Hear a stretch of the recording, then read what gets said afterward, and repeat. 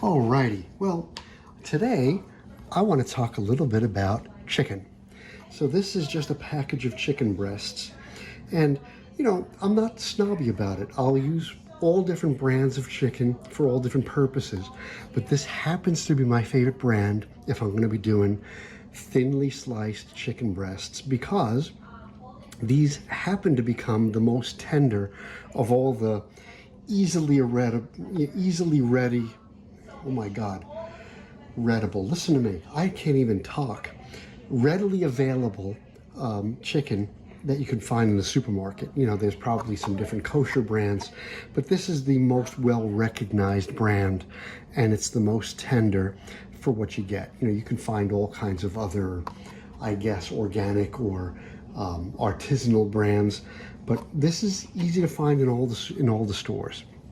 And this is the one that I like the most if I'm going to be doing thinly sliced chicken breasts. So here we go. Alrighty. So now I know you all remember seeing Mom in the kitchen with one of these. We're not going to use this today, but typically if I pound my meat, now if I pound a chicken breast, it's pretty much because I want to make sure that I get it flat and even thickness so that it cooks evenly. But I'm not going to need to do that today because I'm going to use my super sharp knife to just get nice thin slices off the breast. And to do that, I'm just going to hold it down and I'm going to go right through it. And that's a nice, even, thin slice of chicken. It's not super thin. I can make it thinner. I don't think I want to. Well, you know what? Let's do a super thin one just to show you that, yeah, I can do it. But I really don't want them this thin. But just to show you, that is, you could almost see through that, right? That is a pretty thin, and I could probably get it even thinner if I wanted to, but I don't want that. I want them about, an eighth of an inch, maybe a 16th of an inch thick. So they cook pretty quickly in the skillet, right? That's perfect. And I'm going to bread them, right? These are going to be breaded chicken cutlets. So I'm going to bread them, and then I'm going to pan fry them in a little bit of olive oil. So I want them to cook quickly, and that keeps them very tender and juicy. And I don't need to pound them, right? Right, that's a little bit thicker, but you see it's pretty thin. All right, so that's all I'm going to do right now. I'm going to take this, slice up the rest, and then on the next video, I'm going to show you what we do next. But before we go ahead and cut the next breast, let's go through it, right? So I've got one slice, and that's the thickest one because I don't think I can cut that without cutting my hands. 2, 3, 4, 5, 6. I've got 7 cutlets out of one breast. That's a lot of frying, right? But they're quick. You're going to put it in the pan, flip it, it's done. Alrighty.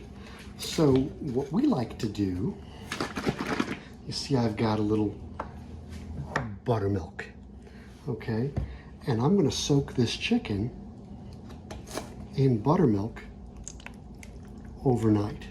I'm going to put down a little layer of buttermilk, and then I'm going to stop saying gonna. I keep saying that. And when I'm talking freely, I forget that I need to shed that Jersey accent. So I'm gonna stop. No, I'm going to stop saying gonna and wanna, and I'm going to try to speak more like a person, not a Jersey person. And you see what I'm doing here. I'm just making sure that each piece of chicken is fully immersed. That's 2 pieces, see that? That's nice, look how thin that is. Fully immersed in the buttermilk. And of course I've got dirty fingers now, So I don't know how I'm going to stop that camera. Let's see. Alrighty. So I just stopped it briefly. I put a little bit more buttermilk in. I'm going to get the rest of that chicken. I'm going to get the rest of that chicken into there. That's a thicker, oh no, it's not a thicker piece. Look at that, it's 2 slices. See that? Isn't that nice? Isn't that special? So the recipe we're making, my wife likes to call butter chicken. Not because it's soaked in buttermilk, but because after it's breaded, it's pan fried in olive oil with, let's say, an aggressive amount of butter. Now, I don't use as much butter as she does, but we still affectionately call it butter chicken. That's it, that's the last piece.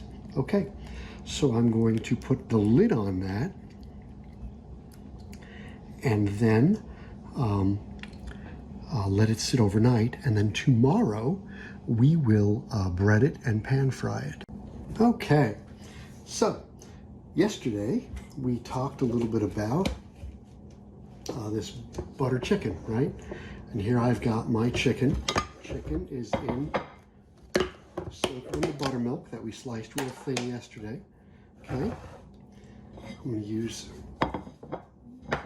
using these Italian breadcrumbs, and basically switch spots here because I'm a lefty, and I'm just going to take it right out of the buttermilk and throw it right in the breadcrumbs. And you see now I've got buttermilk hands. So we're going to do a lot of going back and forth to the sink, rinsing the fingers, but basically that's what we're doing. Nice and simple. I'll do a couple more, then I'm going to rinse fingers, and then we're going to start frying them up. And when I say fry, I really mean saute.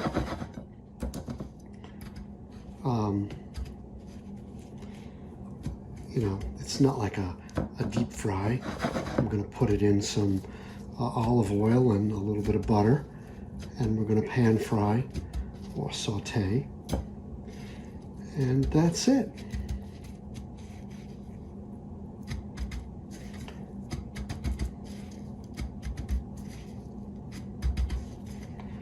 All right, we're going to get a couple of these right into the pan, and then we're going to continue with the rest of these chicken slices. Right, I still have a whole bunch more, so we're going to be doing a lot of frying.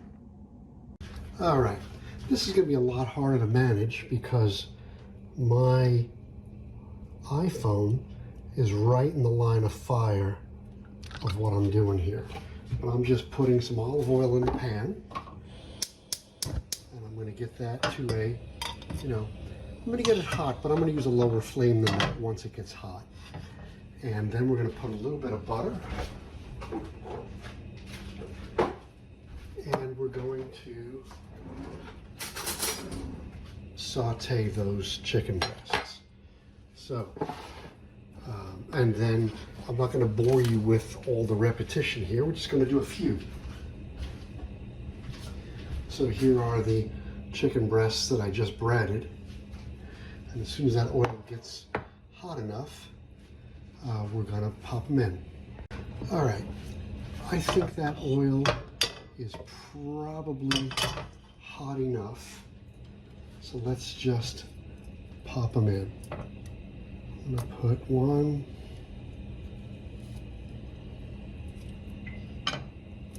2, 3, and I have room for a little one there. And we're just going to let them saute. And now, typically, if I do this, I probably wouldn't use as much oil as I'm using, but I'm using Leia's technique. Leia's technique is a lot different. See what I'm doing here? I'm putting a little bit of butter on top of each of those. And I would never do that either. But she started doing this, and it actually tastes really good. And that's why I'm doing it, and that's why we like to call it butter chicken. Because it's really not butter chicken, but it really adds to the character of this dish. So we're gonna let those saute, and we'll flip them in a little bit. Okay, so what I want to point out here is you see how it's cooking slowly. It's over a lower flame. You see that it's starting to sizzle a bit, but it's a very low sizzle. You see the butter melting, oozing into it. I mean, so, you know, typically when I did this in the past, I would use less oil, a little bit higher flame, and I would just pan fry it quickly on both sides. It's cut thin enough so that it cooks all the way through anyhow, but I like to keep them not crispy. Whereas Leia likes to do it very, very crispy. So I'm going to do half crispy and half not as crispy. It's going to be cooked through no matter what, but these are really, really tasty chicken cutlets. And you got to remember also, because they sat in the buttermilk overnight, you know, the acid in the buttermilk also lends to their tenderness. So that's it. Okay, so here we go. I'm going to flip them now. And nice. It's just a very light color. Later, when I do the last few, I'm going to leave them in a lot longer and get them like golden dark brown. Right now, these are golden like this, and that's the color I'm going to keep them. So I'll give them a couple of minutes on this side. I'm going to take them out and put another fresh batch in. Alrighty. So these, for the first batch, these are done. Later on, I'm going to make them a lot darker, but the first batch is going to be the light ones. And the reason for that is because the oil is actually going to get a little darker too, as some leftover breadcrumbs remain in the oil. I'm going to throw a new batch in. Now, some of these are a little thicker because it was the bottom of what I was cutting, and you see how it's separated, right? So it was hard to cut those thinner. And that's okay. As long as I put some in that are all the same thickness, they'll cook at the same rate.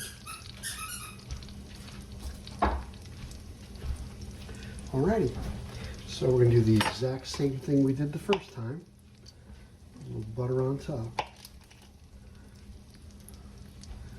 And let them go. Alrighty, so now we've got all of our chicken breaded and waiting to go into the pan, and we're doing it in batches, of course. Let's talk a little bit about pasta sauce. So, you know, if you're a true Italian American, you make your own, right? Well, yeah, you do. But I gotta tell you, this is probably the best vodka sauce I've ever had out of a jar. And probably the best vodka sauce I've had even out at places that make vodka sauce. And yes, I know. There's only one place that I know that makes a much, much better vodka sauce, and it's right around the corner here. It's called Al Di La. It used to be the old Romanissimo, and their vodka sauce is off the hook. But this one out of the jar is pretty damn good. Alrighty, so here we go. This is the way Leia likes it, a little more crispy. And this is the way I like it, just cooked through. And they're both delicious. Doesn't matter how you do it, they're both delicious. And then I would typically put a little bit of sauce on it with a little pasta, and you get the idea. It's a delicious, super, look at that, isn't that beautiful? Look at that, isn't that beautiful? Super delicious chicken cutlet.